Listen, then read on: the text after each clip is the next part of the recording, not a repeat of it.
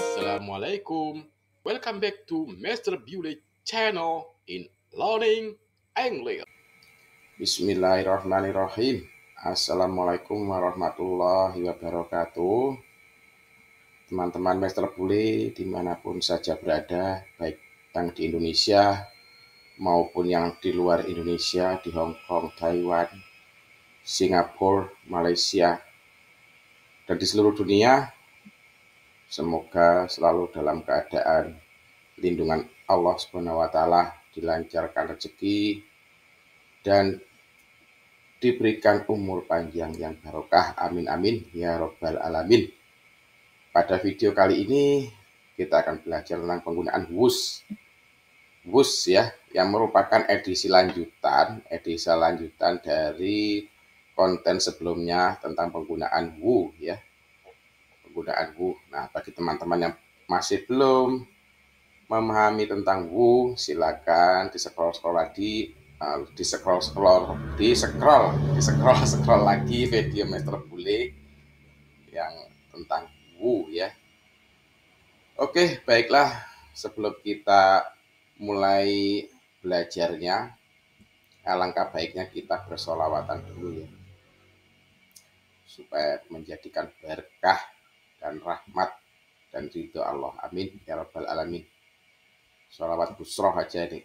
Allahumma sholli wassalim ala sayyidina Muhammadin sahibil busarah salatan tubassiruna biha wa ahlana wa awladana wa jami'a masaihina wa mu'allimina wa talabatana wa talibatina min wawmina hadha illa yaumil akhirah.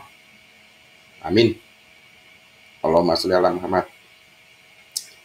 Baiklah, mari sekarang kita belajar bahasa Inggris mengenai WUS. WUS dalam bahasa Inggris merupakan kata ganti kepemilikan atau possessive pronoun ya. Kata ganti milik itu kepunyaan. Dalam bahasa Inggrisnya itu possessive pronoun, kata ganti milik yang digunakan untuk menunjukkan kepemilikan ya, tentunya menunjukkan milik ya, mengacu pada punya siapa. Di dalam penggunaannya, WUS bisa dipakai di depan kalimat atau di belakang kata benda yang dijelaskan ya, secara umumnya seperti itu.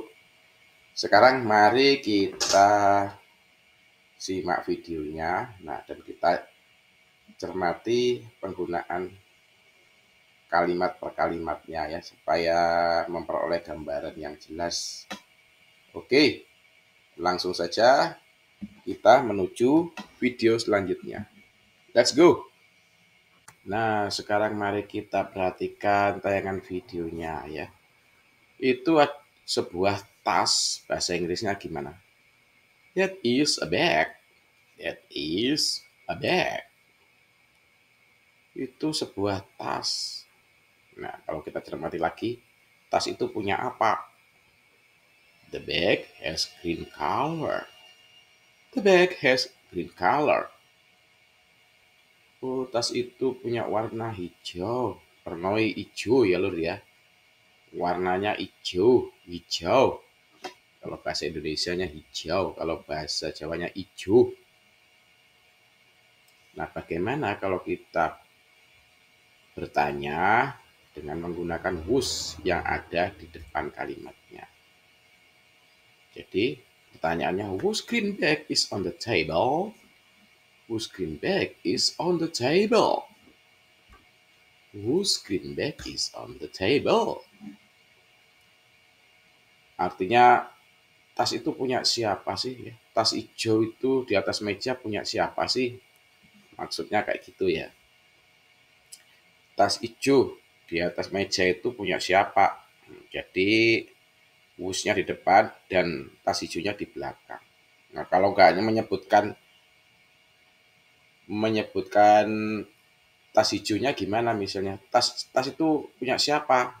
Tas itu apakah bisa Master Blue? Ya bisa ya. Yang kalau nggak pakai hijaunya ya whose bag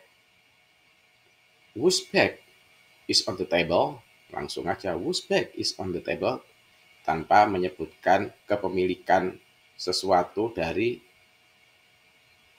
tasnya itu ya. Whose bag is on the table? Tas yang di atas meja itu punya siapa? Wah, sopo iki lho, tas di dhuwur meja iki. Whose bag is on the table? Oke, bagaimana sekarang kalau misalnya pemakaian whose yang ada di antara kalimat atau tidak di depan kalimat? Atau menjawab pertanyaan, bagaimana menjawab pertanyaan dari whose bag is on the table? Nah, gimana menjawab pertanyaannya? Untuk menjawab pertanyaan yang tadi ya, tas siapa warna hijau itu di atas meja ya, jawabannya adalah the bag whose color is green on the table is mine. The bag whose color is green on the table is mine. Tas yang warna hijau di atas meja itu adalah milik saya. Nah, ini tentunya adalah jawaban kalimat yang sesuai dengan aturan bahasa ya. Tetapi dalam kehidupan sehari-hari apakah seperti itu jawabannya? Ya tidak ya. Biasanya kalau dalam Inggris prakteknya itu nggak usah panjang-panjang kayak gitu. Itu misalnya tas hijau itu punya siapa? Oh, itu punya saya. Nah, jadi jarang sekali jawabannya lengkap ya. Tas yang warna hijau yang di atas meja itu punya saya. Nah, jarang sekali. Kita kan perlu cepat kadang-kadang.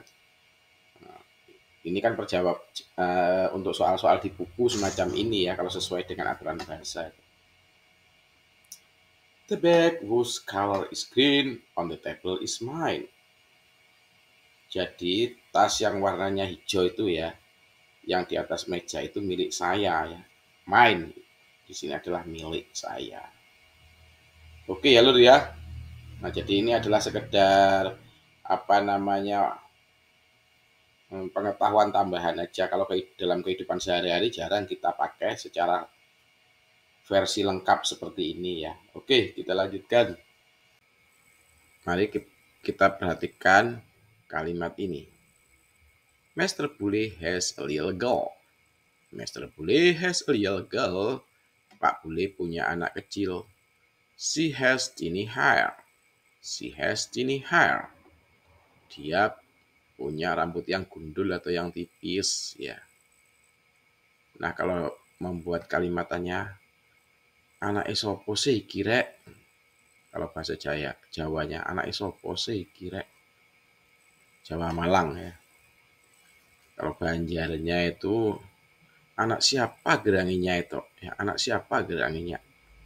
Nah, bahasa Inggrisnya whose little girl is she? Whose little girl is she? Anak kecil itu punya siapa? Nah, whose di sini adalah menunjukkan kepemilikannya ya. Whose menanyakan anak itu milik siapa sih? Bagaimana menjawab pertanyaan kalimatnya? Nah, untuk menjawab pertanyaan kalimat yang tadi ya, the real girl whose hair is tiny is Master Bully daughter. The real girl whose hair is tiny is Master Bully's daughter. Jadi kalimat pertanyaannya itu lengkap di sini ya. Ini yang versi lengkapnya ya. Jadi artinya seperti ini, gadis kecil yang rambutnya tipis atau gundul itu adalah anaknya Pak Bule. Kalau kita mengacu pada konteks pernyataan tadi ya, Pak Bule punya anak kecil, dia itu rambutnya tipis. Nah, kalau misalnya kita nanya, misalnya suatu ketika atau suatu saat ada anak-anak kecil kumpul misalnya ya, anak Pak Bule itu kan rambutnya tipis. Nah, kalau kita bertanya, oh anak siapa ini ya, yang rambutnya gundul ini, tipis ini. Nah, jadi jawabannya kita bisa menjawab gini, the little girl gadis kecil. Whose hair is tiny, yang rambutnya tipis, is Mr. Bule daughter, adalah anak perempuan Mr. Bule. Yaitu yang versi lengkapnya, tapi dalam kehidupan nyata ya nggak seperti lengkap seperti itu ya. Anak siapa ini? Oh, dia itu anaknya Pak Bule. Nggak, jarang dijawab lengkap seperti itu ya. Whose little girl is she? Oh, she is Mr. Bule's daughter. Nah, seperti itu. Karena ini contoh penggunaan whose, nah maka kita ambil contoh kalimat lengkapnya ya. Jadi disertakan whose itu artinya adalah ciri-ciri kepemilikan yang dimiliki oleh si baby itu ya. Jadi orang lebih tahu ya. Ya. The little girl whose hair is tiny is Mr. Bule's daughter. Oke, sahabat Master Bule dimanapun saja berada, itulah penjelasan singkat tentang penggunaan whose dalam bahasa Inggris. Walaupun singkat, semoga bisa bermanfaat. Dan kita lanjutkan contoh-contoh berikutnya pada video yang akan datang on the next video. Thank you for watching and see you on the next video.